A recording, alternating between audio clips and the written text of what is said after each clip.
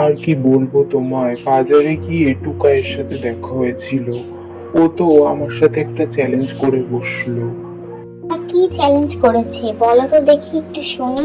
ও আমাকে বলেছে গোটা একটা দিন তোমার সাথে কথা না বলে আর তোমাকে না দেখে কাটাতে, তাহলেই আমি চ্যালেঞ্জে জিততে পারবো নাকি।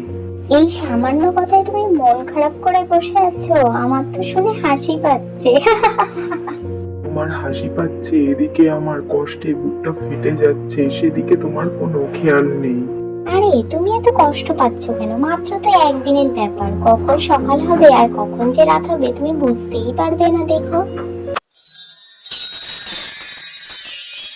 বাপন, এ বাপন, কি রে, কোথায় গেলি? বাইরে আয়, তোর সাথে তো দরকারি কথা আছে। আজ তো চ্যালেঞ্জের দিন, কই গেলি?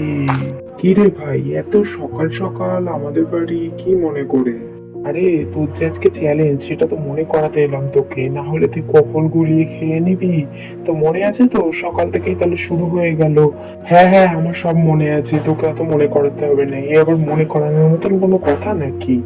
না, মনে করানোর মতন কোনো কথা না, তবুও ভাবলাম যাই একটু ঘুরেও আসি আর তোকে মনেও করিয়ে দিয়ে আসি। তাহলে আমি এখন বাড়ির দিকে রওনা দিই আর কি। হ্যাঁ ভাই, যা বাড়ির দিকে যা, আমিও যাই ঘরে, আমারও অনেক কাজ আছে।